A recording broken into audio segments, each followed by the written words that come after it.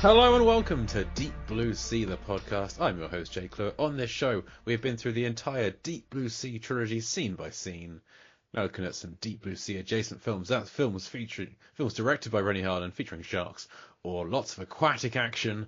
And this is very much an aquatic action film, as we are looking at our first proper submarine film. There've been submarines in bits here and there, but this is the first proper submarine film. Below. What is Below? What is the 2002 haunted house film, but in a submarine, directed by David. I never know if it's Tui or Twoe, but it's him of the Riddick franchise. Written by, amongst others, Darren Aronofsky, which is fun. It stars the likes of Bruce Greenwood, Olivia Williams, Matthew Davis, Holt McCallany, Scott Foley, Zach Galifianakis, Jason Fleming, Dexter Fletcher, Nick Chinland, Christopher Fairbank, loads of great character actors. Andrew Howard. In this film, it's a World War II submarine. They collect some British survivors. There's some funny things going on. Maybe the captain's not who he says he is, and maybe there's a ghost. Who knows? We'll get into it. So I need someone who, the reason we're talking about Below is it came up on a recent episode in which we had Luis Coelho from Bloody Disgusting on, and this was in his list of top 6 aquatic horror films, and I'd never seen it before. So I watched it in preparation for that. Took a bunch of notes thinking this episode might turn into a Below episode. Who knows? And it didn't, and that's fine. But I thought, I've got all these notes, and I liked this film. I wanted to talk about this film. So I kind of thought around, like, who do I know who I want to have on the show, not for a while, or a new person, who I felt like would like a war submarine movie. And I the first person I asked wanted to do it. So great. So joining me today from the movie Moustache is Simon Appleton. Simon, welcome to the show. Thank you for having me. It's great to be here. Great to have you here. Now, before we even get into who you are or what you like or anything, was I correct in thinking you would like a World War II submarine movie? Is that the kind of film that you would You were right in thinking that, yes, definitely. But what made me laugh, especially with this one, was, have you ever heard or how do you feel about the movie Below? And I'm like, what's that? I had never heard of it. As soon as you messaged, I had to look on IMDb. I hadn't seen it before or heard much about it prior to reading that list either. So good. Are you pleased that I pointed you in its direction? I'm not usually a fan of horror films, but this one, yes, I am. Very much. Excellent. I'm not normally a fan of submarine films, but I really enjoyed this one. And I feel like I heard that on an episode recently, right after you messaged me. Would you like to come on to this podcast and discuss a submarine movie? And the next thing I know, I'm listening to you yourself saying, I don't like submarine movies. I'm thinking, I'm in for a good one. That was the USS Indianapolis, Men of Courage, Men of Honor, whatever. Yes. Believe me, we shared the same opinions on that film.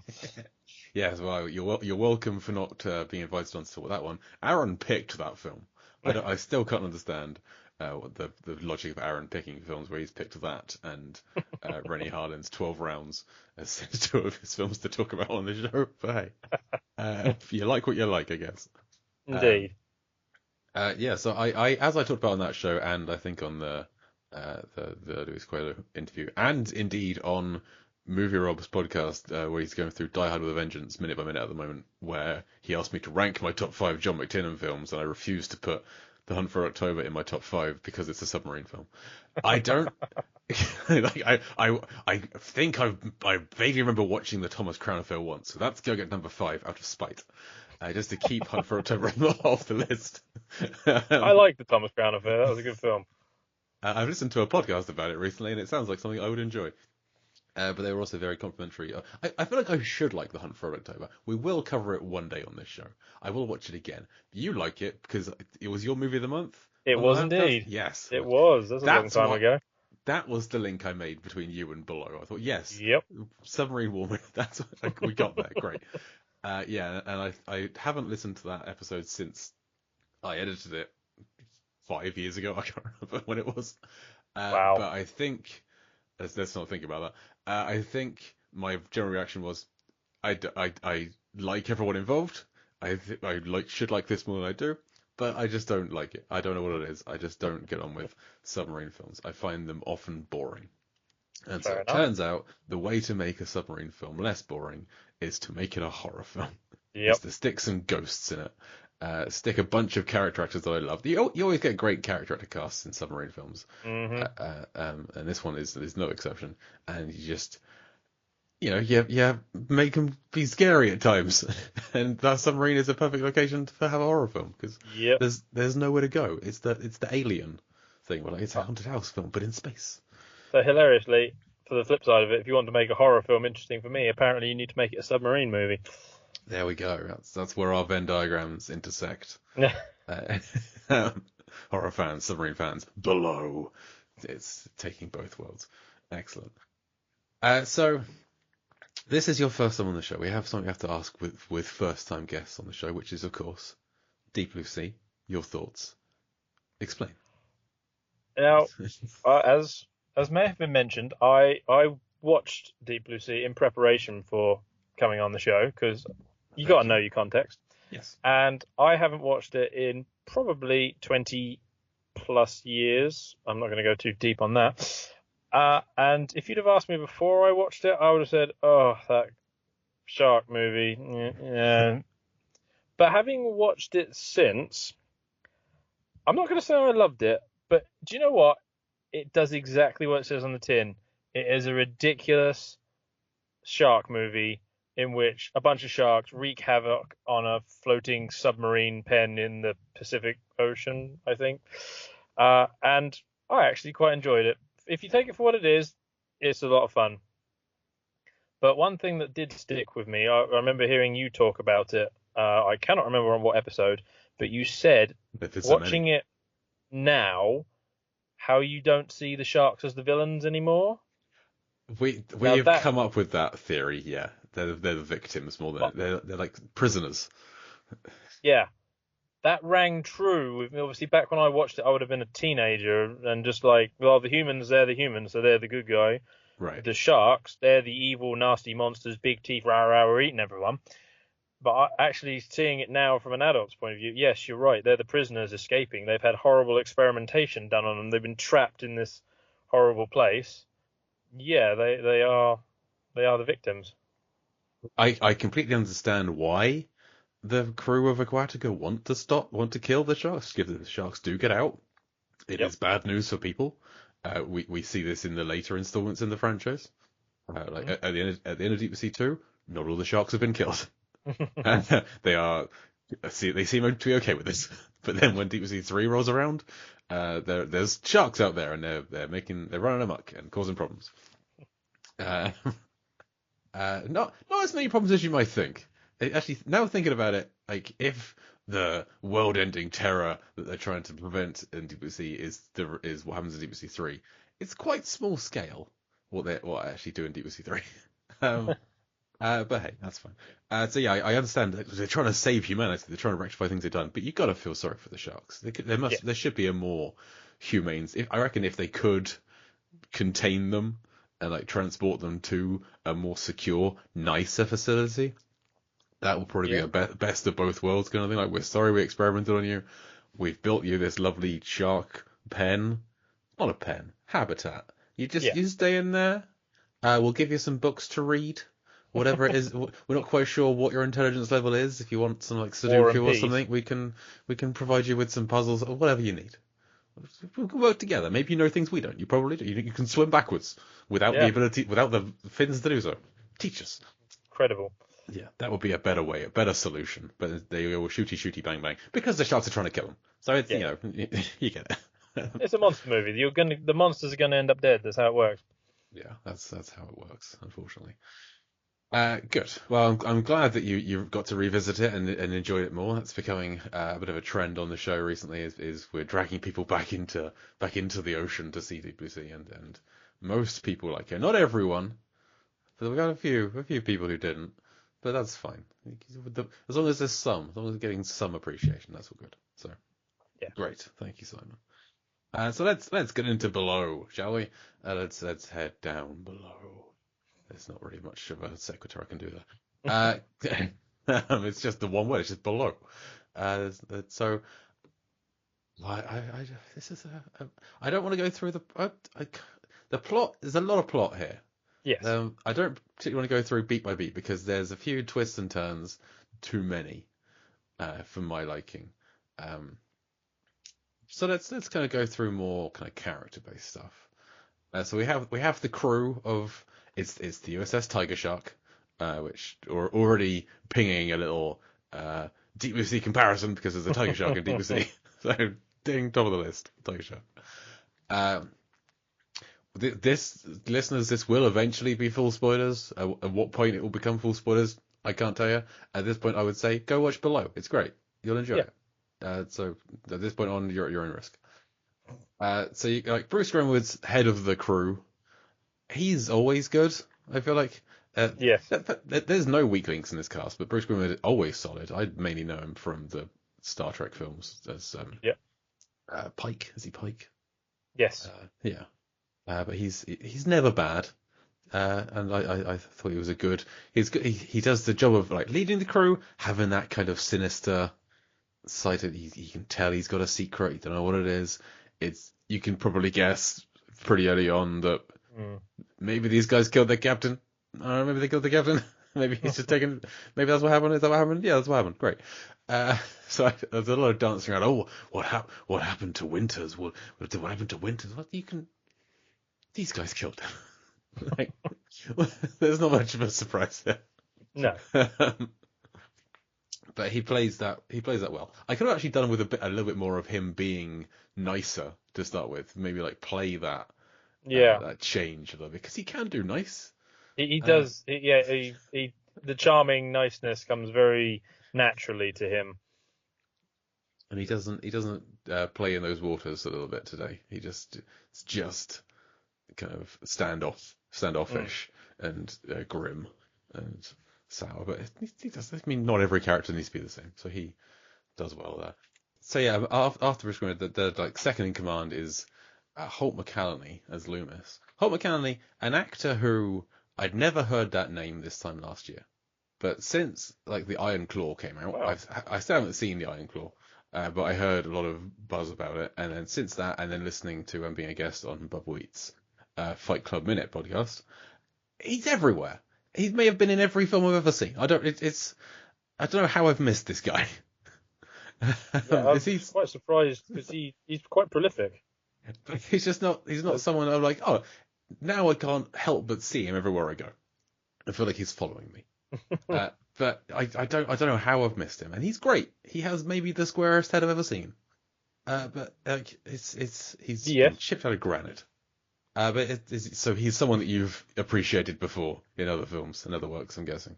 Oh, he's one of those people who shows up in the background somewhere. He even played a character, I seem to think, once with my surname. He played Mark Appleton, I think he played. I think it was that George Clooney, Nicole Kidman film, The Peacemaker. He was like Nicole Kidman's boss, who you see for one, maybe two scenes. And I seem to remember him. I remember him because he had my surname, which is not a name you hear often in Hollywood. No, it was the name of my headmaster at school. Was Mr. Appleton. But yes, he is Appleton in The Peacemaker. You're right. Peacemaker, one of those films that I'm sure does exist, but it doesn't seem to have left much of a cultural impact. No, it does. No, it hasn't. Similarly to Below, I feel like, which it should have done. It's a shame. Yes, it much more than it did. Yeah, I kind of looked into why that might have been, and there was some. The studio wanted it to be less of a horror. They wanted it to be re-edited down to like a PG-13. Yeah. And David Toyer was like, no, my film. And so they just kind of dropped it and didn't do any advertising for it. And so no one went to see it, and everyone lost money. So great. Well done, everyone. Which I think genuinely do think was a fatal mistake, because this could have been, I'm not saying this would have been the biggest hit of 2002, but I think for the horror market, it would have been a pretty good little earner. I think it could have been. Yeah, I mean, according to Wikipedia, it cost $40 million to make, and it made 2.6, which is abysmal. And you have to blame it on the lack of marketing. Yeah. Which Yeah, they should. I mean, there's a lot of recognizable and great people in the cast. You've got Aronofsky writing it. Like Toby had just directed Pitch Black. This is his follow-up to Yep. Pitch Black. And like Pitch Black's great. Everyone loves Pitch Black. Yeah. And so yeah, to like just throw this film away. And they said they wanted it to be edited down to be less of a horror. If anything, I found the horror, like what's actually shown on screen, to be a little lacking. Yes. There's a few sequences that we'll get to where like a lot of people die, and it's mostly off screen or Mm. entirely off screen. And there's like what could have been a very visceral death for one of the good characters later on, which is also kind of off screen. You see a brief shot of the aftermath, Mm. but you don't see the actual like act. Yes, Uh, because I felt the leap from everyone going, "What the hell is going on this submarine?" to there's definitely something spooky and haunting and evil on this boat. It was quite a leap. It's not like yeah, we eased into it with lots of creepy goings on. It suddenly, oh, this boat's definitely haunted. yeah. There's some tense scenes. There's like the Hmm. that unexploded bomb just kind of bouncing along the hull is an Yep. incredibly tense sequence. But yeah, when you have the great Nick Chinland line um, of shut that goddamn door before I shut it with your goddamn face.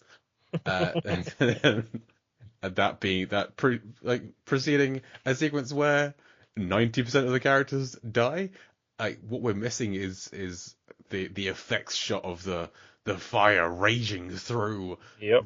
like burning everyone alive. Hmm. We just don't get that. We just get the aftermath of, hey, where'd everybody go?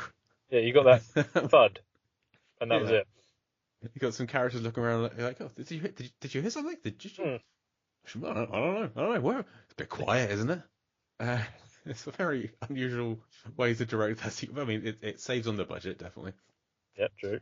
But it was for a film where people were saying like, you need to cut down on some of the horror. That really didn't. No. This is it's more of a thriller than a horror. Yes. Uh, Yeah, I would agree. As I say, I think they made the leap from something's going on to this place is haunted very, very quickly. I think that is aided by maybe my favorite character of Zach Galifianakis as Yes. Wally. I When he never saw that coming. when Zach Galifianakis in a in submarine movie. submarine horror movie. I was like, what?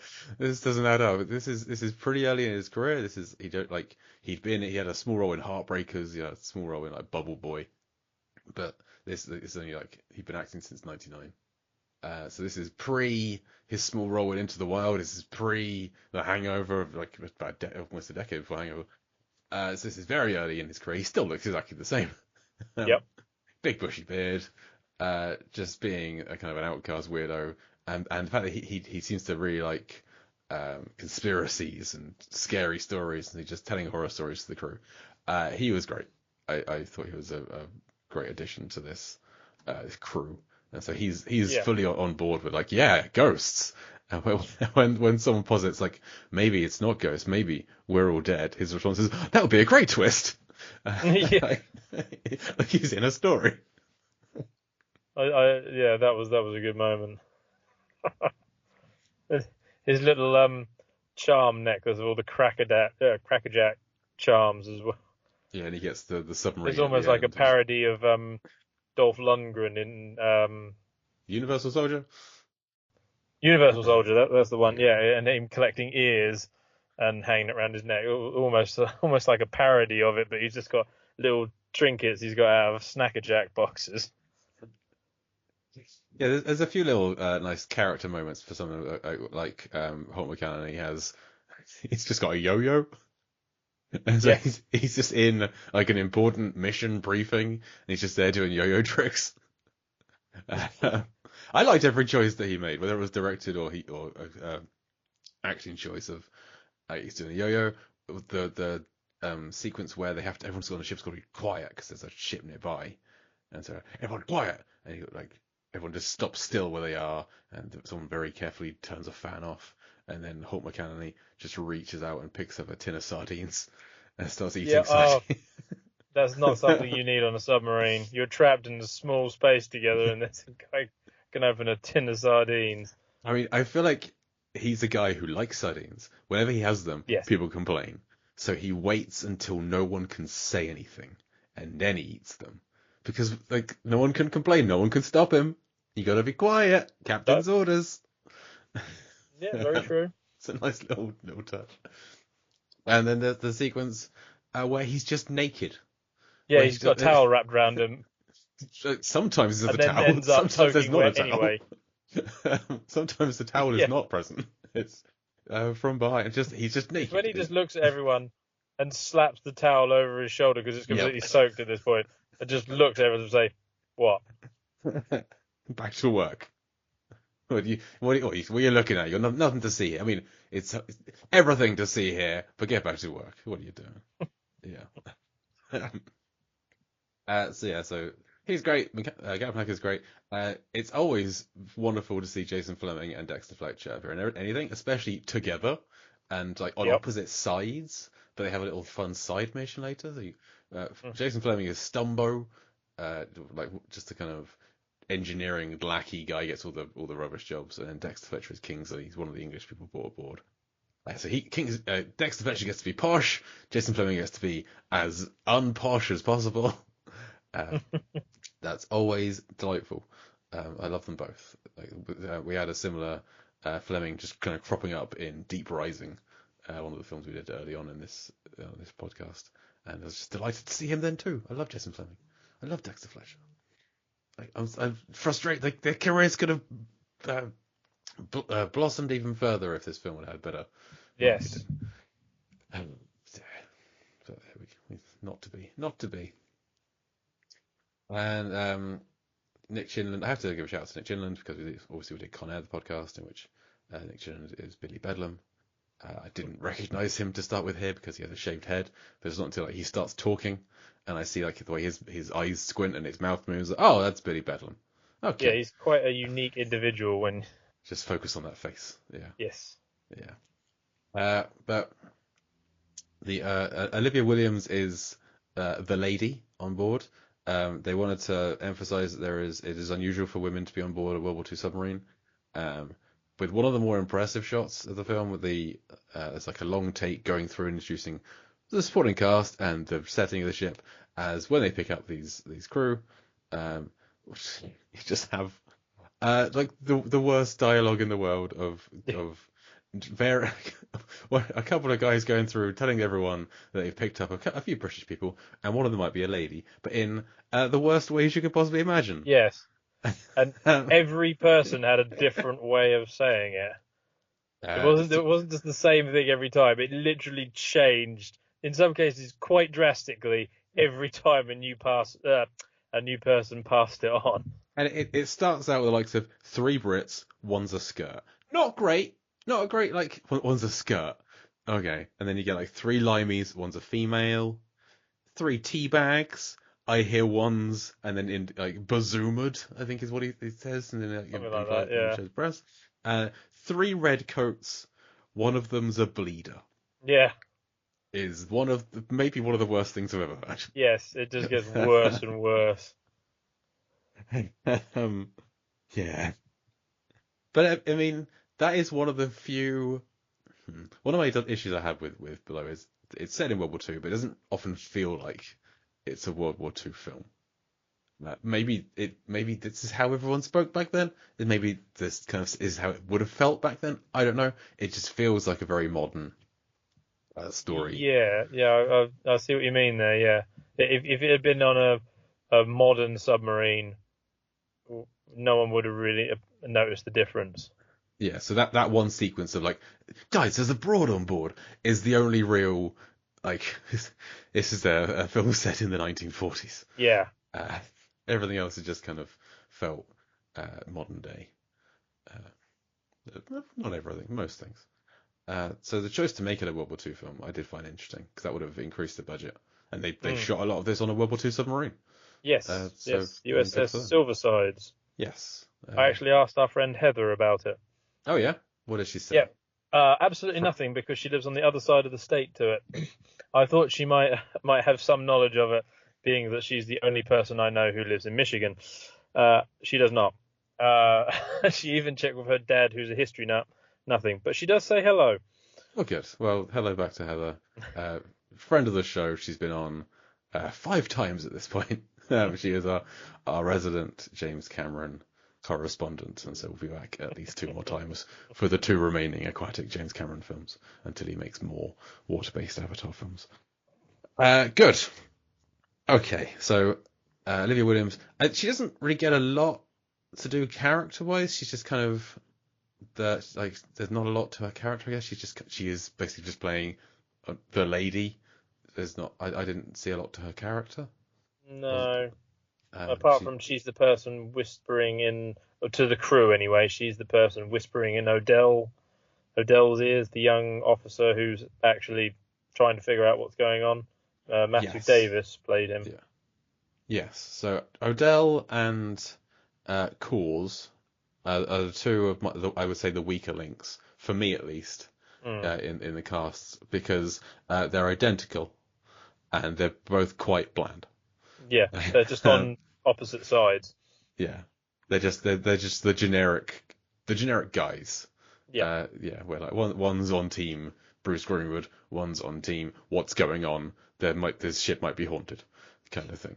And when they paired them both up for a little mission, I was like, well, why have you just paired up the Bland Boys? Why are these two together? This is going to be the worst thing ever. And unfortunately, one of them dies, so it's fine.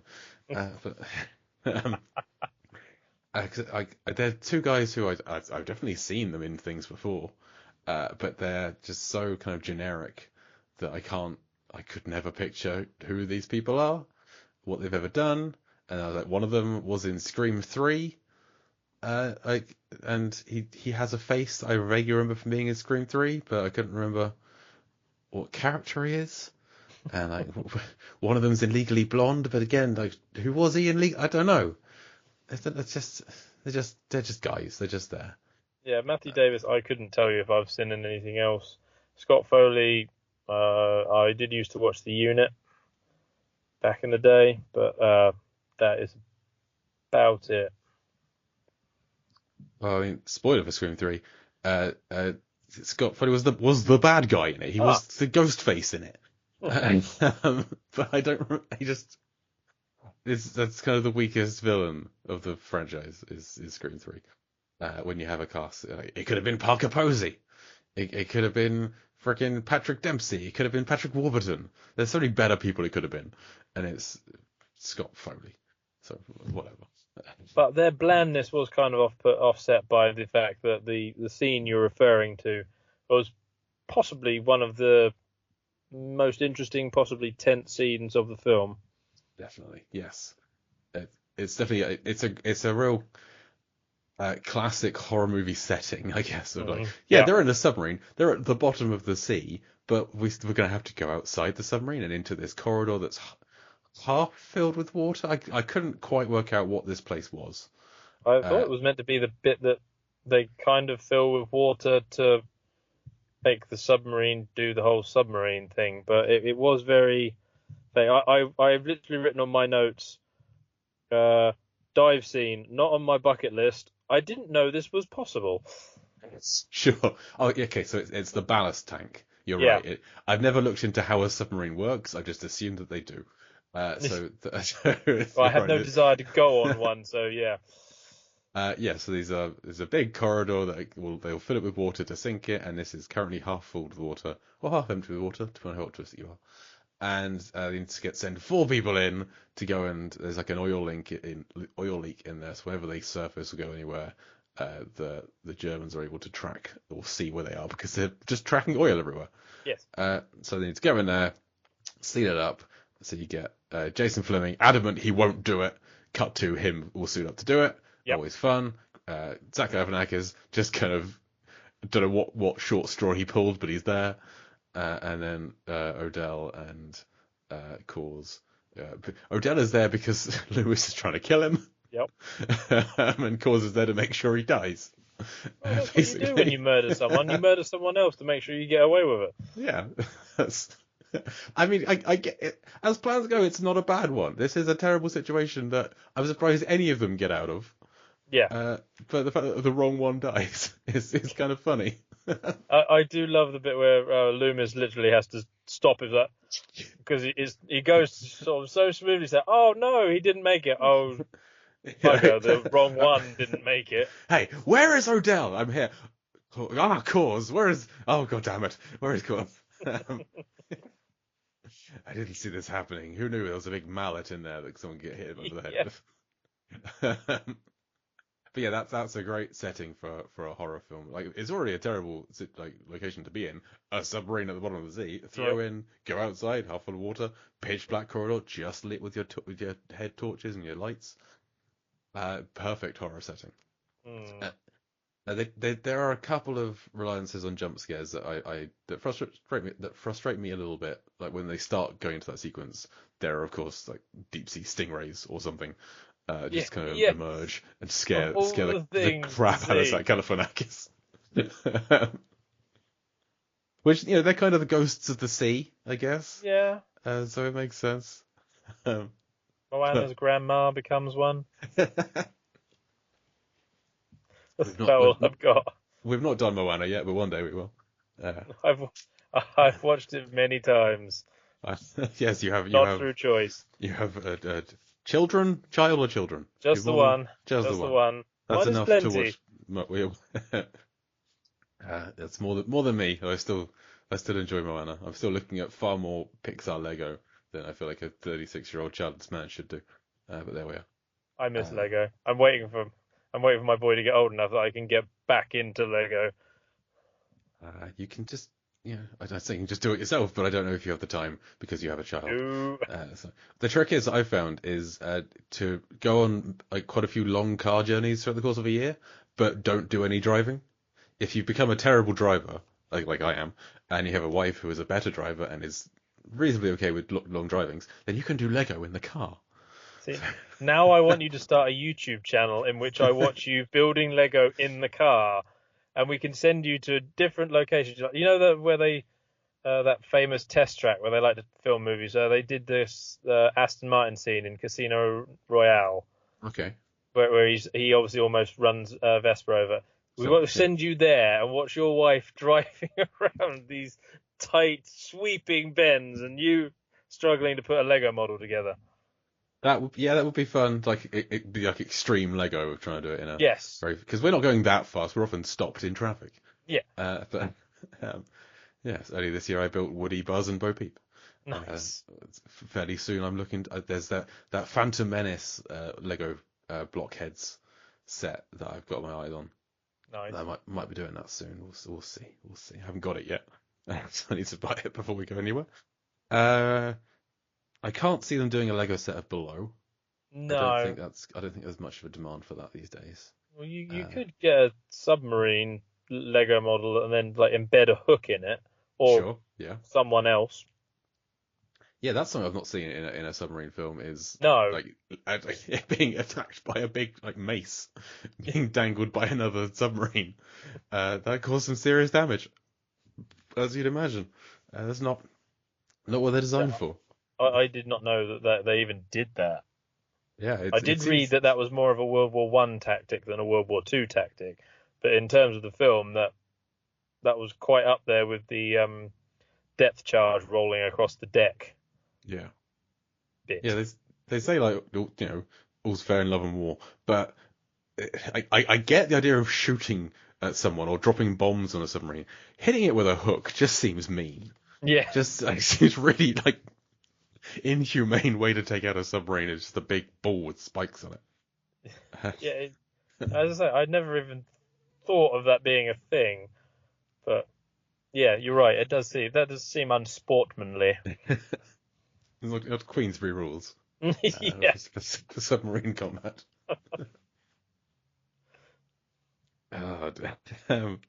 Yeah, so that's I guess the other main kind of horror scene is one we've already kind of talked about, is after the shut that goddamn door, shut with your goddamn face kind of thing, where the survivors are then kind of going through. They've all got like gas masks on, and they're going through, just seeing all of the remains of all of their crew, and Holt McCallany in particular is distracted by a mirror because his reflection is a little slower than he is. Yeah. There's a delay to it. But you have to factor in that they've all been breathing far more hydrogen than they should have been, so they've all gone a little bit nuts. Yes. And is it causing that? Is all of this being caused by that? Is there a ghost at all? Unclear. Is it all in their head? Maybe. I don't hate that. What I do hate is the fact that Holt McCallany runs away and just tries to swim out of there. Like they are again at the bottom of the sea. We'll get to how deep I think it is later on, but too deep. And yes.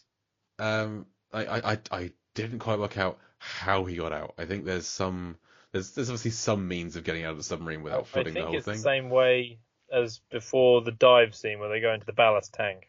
Okay, I guess I didn't really. Oh yeah, because there's a room that fills up with water, similar to Deep Blue Sea, where they fill up that room with water and then go up the top. Yeah. So, but we don't see him do that. We just see him run away, lock a door. They all look confused, and did he have oxygen?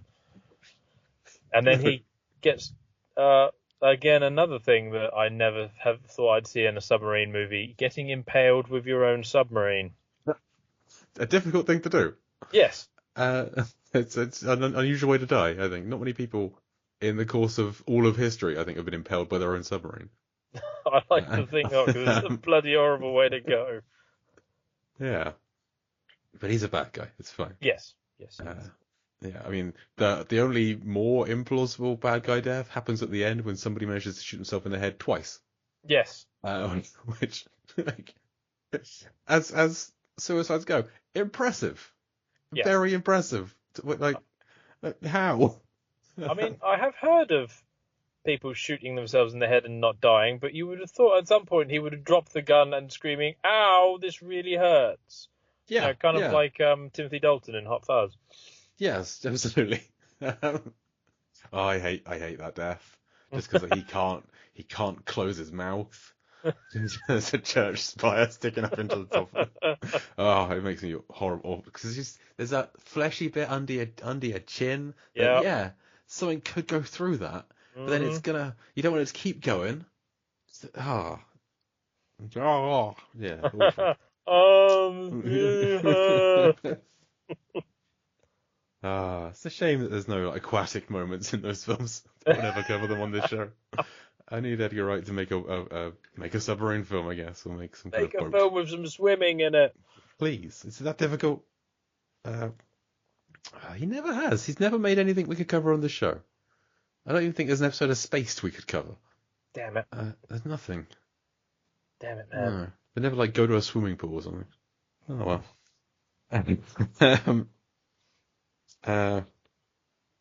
Yeah, we're jumping all around my notes, and that's absolutely fine. But I can't. I'm now trying to. Where did we get up to?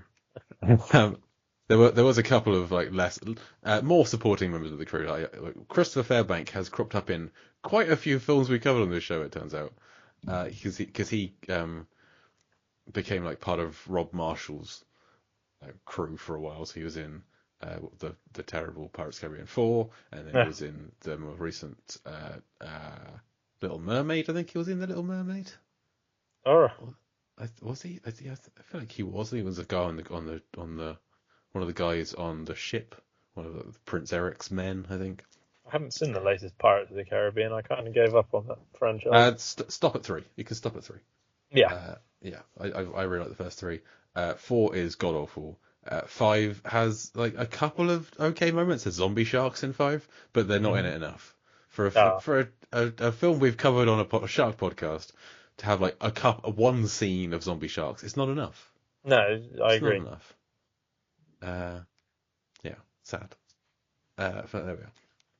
And Christopher Fairbank being in it doesn't make it worth watching, as much as I enjoy Christopher Fairbank. We could cover Flushed Away. He does a voice in Flushed Away, but I don't know if I want to cover Flushed Away. Fair enough. It's a lesser Aardman. Yes. It's too. He's in Batman. Christopher Fairbank is in Batman. Wow. Right. Okay. I had no idea. But I like him, and I did like Jason Fleming's buddy, Andrew Howard as Hogue, who I thought was Michael Rooker for a really long time. And it's just not. It's just the guy who looks like Michael Rooker. It's Andrew Howard. I found that weird because usually Andrew Howard plays like a Russian or an Eastern European. He was a Russian in Limitless. He was a Russian in the Watchmen show. And then to see him with, like, because he's usually got his hair shaved, so to see him with this long blonde hair and talking with a very distinctive southern accent from the United States was quite a shock. Yeah, he does a good job of making Jason Flemyng's character more palatable by Yes. being just worse. Yeah. Because, bit of a spoiler, Jason Flemyng's character survives this film, despite being the last person who should ever survive any film ever. Yeah. He's just the least, when you first meet him, you're like, oh, here we go, fodder. This guy is going to get eaten by, he's going to get taken out brutally. Watching him die is going to be a pleasure. And then he's at the end, having a redemptive conversation with the female character he's been belittling the whole time. Thanks for slapping me. You're not the first. You won't be the last. Yeah. It's a real good thing you did for me there, lady. Yeah. You showed me the error of my ways. Yeah, I needed like a big shark to just jump out of the water and eat him then. That would have not been narratively satisfying, but I would have been happier. Karmically satisfying. Yes. Yeah, so how he gets out of this, I do not know. But he does, whatever. This is not the case with Dexter Fletcher's character, who's been a nice guy the whole time. Yeah. I'm not saying that to survive a film you've got to be a nice guy. I was quite disappointed by that, because all through like you say, he's the nice character, and he's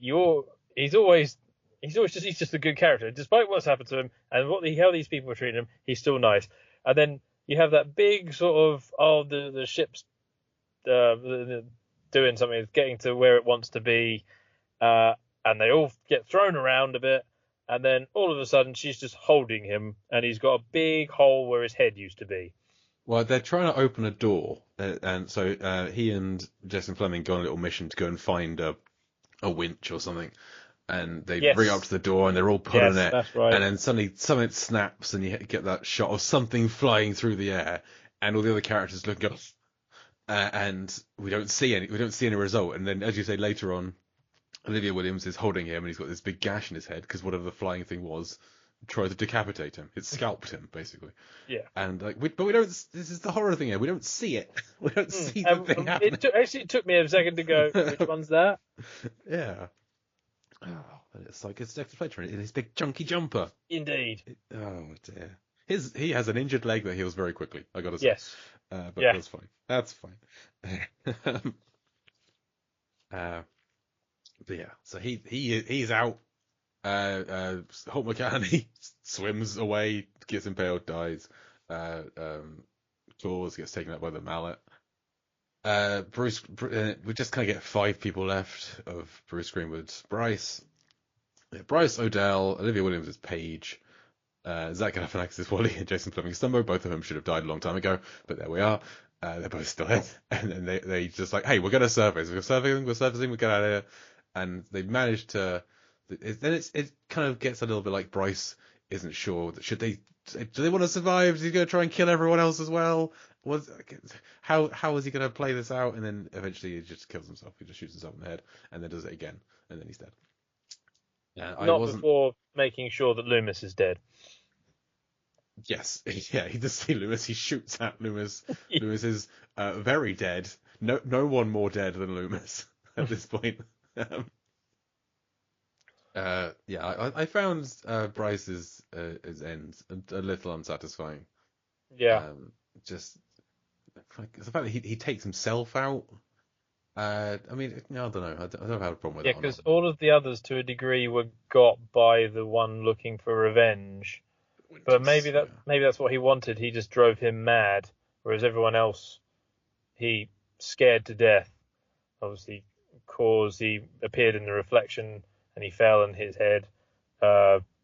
Loomis saw his reflection, went nuts, ran out, and either drowned himself or bled to death, whichever one. Yeah. Okay, that's the 2 that he was after. The 2 of the 3 he was after.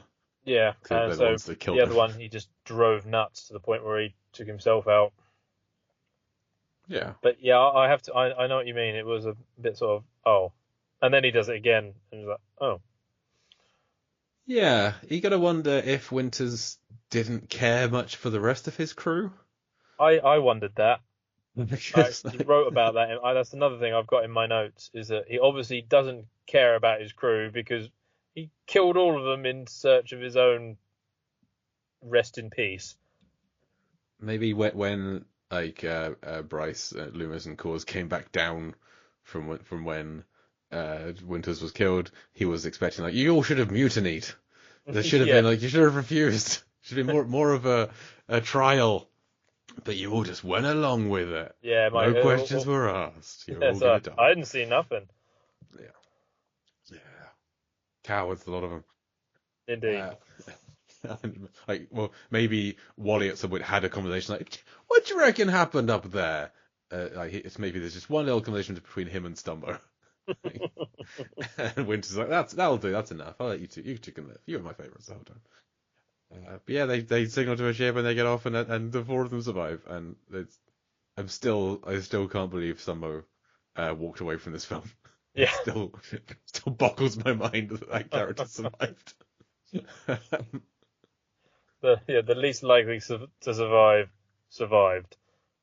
There's no like equivalent character in Deep Blue Sea, I guess. My closest would be like, when you first meet Scoggins is gonna die. You know, Scoggins isn't making it, like, Jason Fleming feels like the Michael Rapaport of this film. Like, no offense to Jason Fleming. Obviously, they wanted to do something different. I would have compared Wally to the bird in Deep Blue Sea. Yeah, absolutely. Who does not make it, one of the first to die. Yeah. Yep. I like the repeating of maledictions. Look it up. Yeah. What is there a dictionary on board? Galifianakis, it's 1940 something. How are you supposed to look anything up? Yeah. At one point, one of the female slurs they use is Brillo pad, which is just upsetting. Again, apologies to any female listeners or watchers of Below. If you made it past 5 minutes, well done. Yeah. Yeah, I think we've basically gone through all the notes that I had.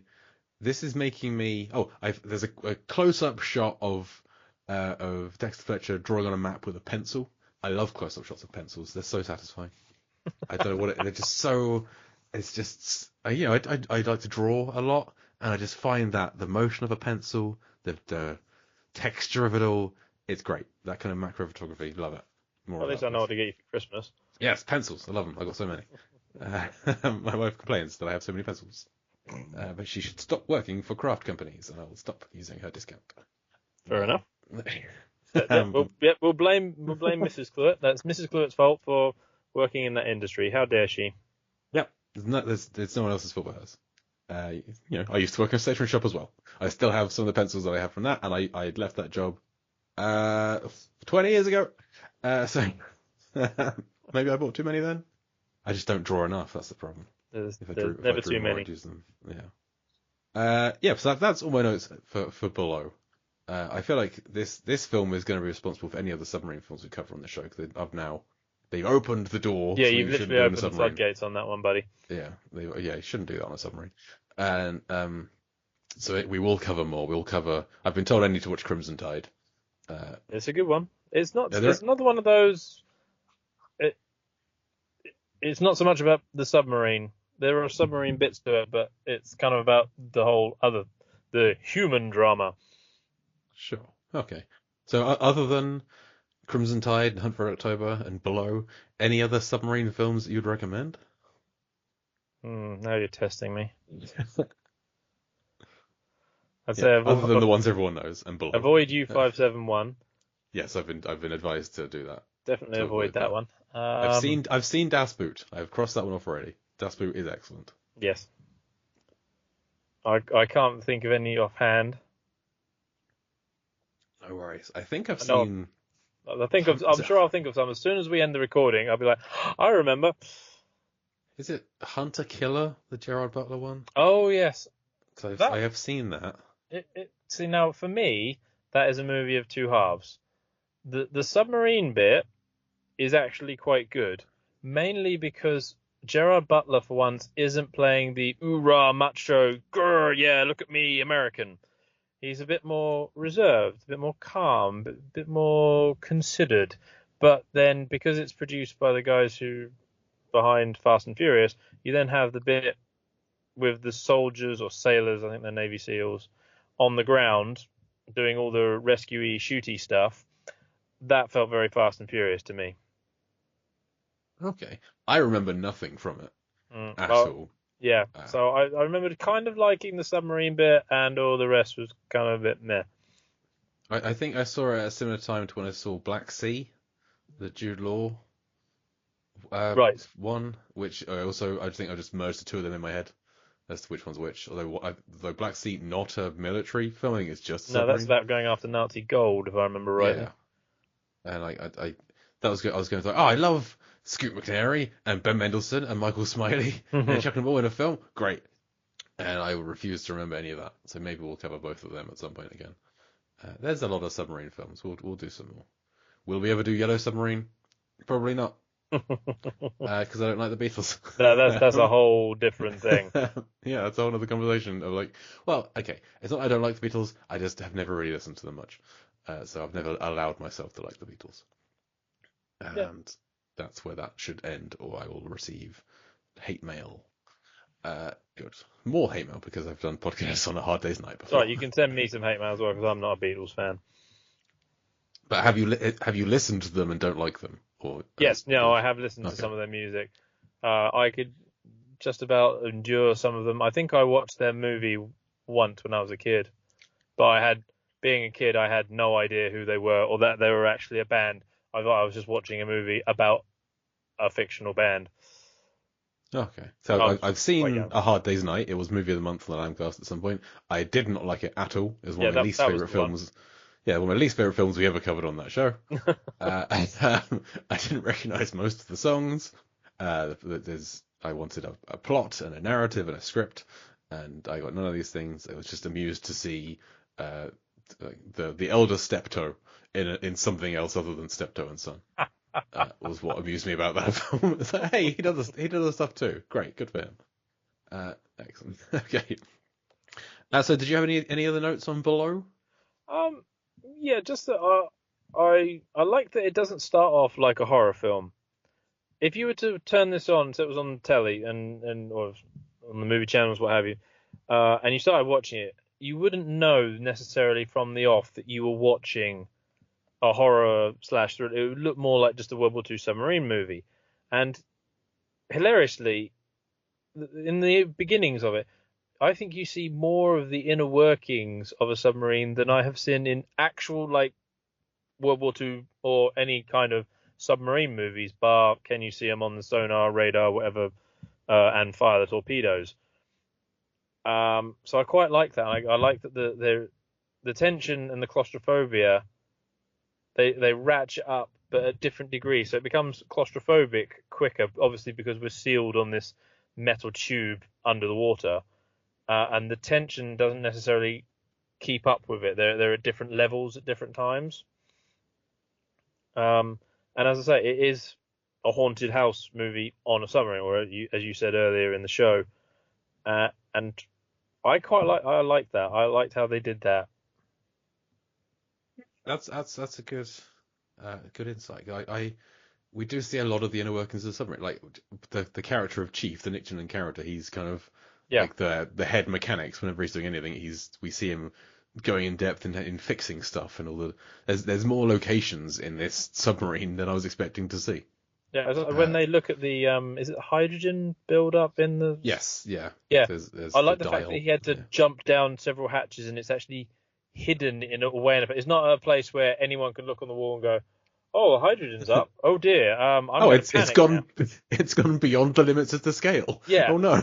Yeah, it's down somewhere. So the idea that you don't want the crew to know about these things, you don't want them to panic. So only certain people will know or are allowed to go to that bit of the sub. So I saw him drop through that hatch and think, where on earth is he going? And he's like all that way down to look at the dial. I was like, oh, it's down there. Okay. So, authorized access only, kind of. Yeah. Like, do not. No unauthorized crew members beyond this point. Yeah, good. So that's, and they do make a real good use of the filming it in a submarine for the most part, Mm. because it feels very realistic, because it is. Yeah. That makes sense. Yeah. Good. Okay, well, we have a couple of features to finish out the discussion. Firstly, how is Below similar to Deep Blue Sea? So It's in the tiger sea. shark. Yes, it's at sea. It's mostly underwater. There's a tiger shark in the name of something. It's World War II submarine equipment throughout the film, because the Aquatica is a Yes. former World War II submarine docking thing. There's an English lady. There's a lot of door closing. So many scenes of people like closing doors. Mark did a whole ranking of all the Deep Blue Sea door closings. I think there's more in Below. The walls become compromised and water starts rushing in at one point. There's characters in a room filling it with water before they have to swim out of it. The whole facility is falling apart. There's some scenes are shot entirely in red, which is similar to some scenes in Deep Blue Sea 2. Right. In which, to save some money in Deep Sea 2, they had one corridor and they had to film a bunch of stuff happening in it, so they lit it with 4 different lights. So it's like red, yellow, green, and blue in the same corridor. And it's really well done, but really obvious. The communications go down and get destroyed at one point. Zach Galifianakis is wearing a cross necklace. There's a guy talking a lot about religion. There's flares. Stumbo is basically Scoggins, and there are stereotypically unlikely survivors for this kind of film. Yes. In the same way that you would, like, LL Cool J surviving Deep Blue Sea is still, like, I think he was, like, the first African American character to survive a horror film. That's Or, crazy. Like, one of the most prominent ones, at least. It did. It sounds stupid, but watching it again, I vaguely remembered that he did survive, but even seeing it, it still made me kind of grin. Because it uses the realization of it took that long. It is sort of like, I don't I don't even know how to describe it. It's like, that's unheard of. If you look at it, even now, you don't hear of it a lot, even though he was the first and it was 25 years ago. But yeah. And I actually liked his character as well. It's the best character. Yeah. I mean, and you're being bitten by a shark and you have enough strength of mind to grab your crucifix and go, all right, at the very least, I'm not going down without a fight, and stabbing the shark with the crucifix and then getting it in the eye. Yeah. You've got my vote. It's eventually, he stabs it a fair few times before he hits the eye, but he knows what he's doing. He's trying. Yep. But yeah, he's the best character. But the fact that the survivors of Deep Sea 2 is 2 guys is also pretty rare for like a horror film. You have the final girl kind of trope. Yeah. Not in Deep Blue Sea. Nope. Great. And finally, how deep and how blue is Below? So, Simon, you're new to the show. Every film that we cover on here, I know you've listened, every film we cover, I go through and I work out, with context clues where possible, how deep the action is at any given point and how blue what we see on the screen is at any given point, and work out the average over the course of the film. Deep Blue Sea is roughly 14.5 meters deep, 31% blue. Do you think Below is on average deeper and or bluer than Deep Blue Sea? Given that they hit the bottom, I'm going to go with it's deeper, but I don't think it's bluer. You are correct on both counts. So this is one of those great films where they will occasionally tell you exactly how deep they are. My favourite kind of film that we cover. So like periscope depth is 65 feet in here. Then they say I'd go down to 250 at some point. When they do the little sonar depth thing, and they say the depth of the ocean at that point is 40 fathoms, and they say let's use all of it, so they go down to the bottom. They go down 40 fathoms deep, which is 240 feet. At one point they say like 285, but that turned out to be a heading rather than a depth, so that screwed my numbers up for a little bit. They don't really give you a lot of details towards the end of the film, so I basically took it from whatever they said the most recent depth was. I'd say it was that depth until they told me something else. So this worked out being, on average, 53.4 meters or 175.2 feet deep, which puts it 13th on our list. It is it is quite a bit deeper than the original Little Mermaid, a little shallower than Life Aquatic with Steve Zissou, most of which the depth of that comes from the last scene when they're at the bottom of a very deep ocean, but that's fine. So yeah, deeper than Deep Sea, but it is less blue. This is a very dark film. It's only really blue when you see shots of the outside, but then a lot of the clothes that the crew are wearing are blue. The uniforms. Oh, true. So this worked out being about 15.7% blue, which means it's less blue than Godzilla vs. Biollante, bluer than Santa Jaws. 64th on our list of 105 films at this point. Although the order we're recording this in is not the release order, so that doesn't really matter to anything. This list already includes at least 2 other films that are going to be released after this, and at least one hasn't been recorded yet that would have been released before now. So, the spreadsheet is fun. But that will do it for Below. Thank you for joining me, Simon. What have you got to plug? What's going on over the movie moustache? Oh, well, as with being a parent, I don't get to do quite as much as I used to. I was discussing this with Todd on the Forgotten Filmcast not long ago. But recently, I've had the chance to review 2 indie projects. The first of which, as we record this, becomes available tomorrow. So 31st of May, it's available to stream on Amazon Prime. It's a documentary called Social Media Monster. I was approached by the director of said documentary to review it. Basically, he's been trolled by this individual for going on 12 years.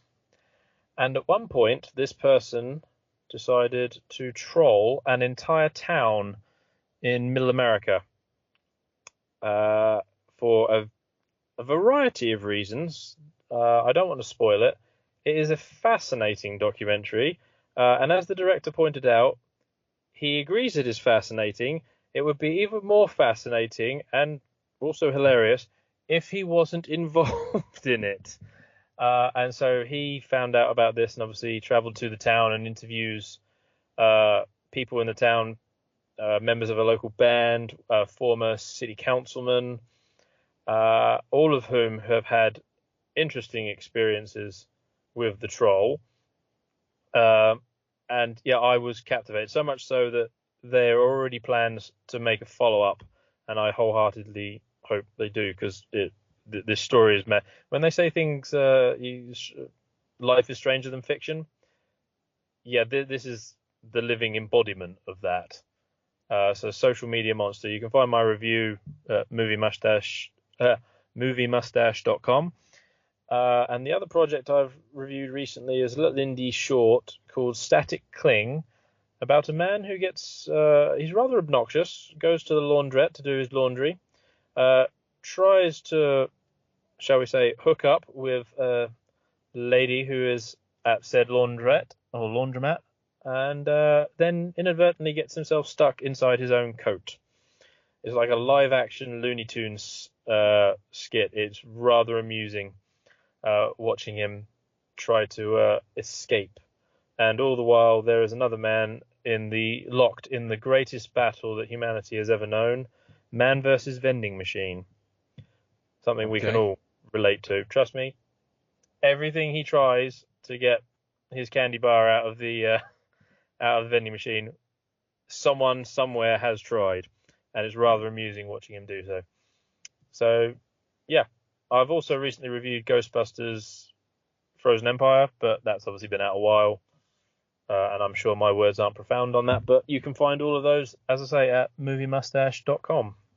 And I'm on all the socials, Facebook, Instagram, Twitter, Threads. That's the new, Threads, at movie mustache or at movie_mustache. Nice. Yeah, I'm annoyed. I still haven't seen Ghostbusters Frozen Empire. There is a James Acaster film in the world, and I didn't go and see it. And I love the guy, and I feel like a bad fan of his. I think just time. It is his curious, quirky personality. It fits very well with the whole Ghostbusters scene. Yes. Okay. I'm looking. I will see it eventually. Yeah. So, listeners, you can find this show all over social media at Deep Blue Sea Pod. Email us deepblueseapod@gmail.com if you have any suggestions for other submarine films you think we should cover, or non-submarine films. Sharks would be nice. But anything, really. Anything you think would be appropriate, that would be great. Next week on this show, if last week's episode was on Under Paris, then great. Next week we'll talk about Hunger Games: Ballad of Songbirds and Snakes. If last week's show was 5 Days of War, then next week we'll talk about Under Paris, because Under Paris hasn't come out yet. We haven't recorded yet. I've given myself quite a tight window between recording and editing that show. Maybe I'll hit it, maybe I won't. We'll find out either last week or next week. Who knows? You, listener, you know. I don't yet. But Under Paris is coming up soon, or already came out. Hunger Games: Ballad of Songbirds and Snakes coming up either next week or the week after, depending on when this is. But that will do it for Below. Oh, you can find everything Mark does over at moviesfilmsandflicks.com. That will do it for Below. Thank you once again to my guest, Simon Appleton. Pleasure. I have been Jake Lewis, and I'll deep blue see you next week.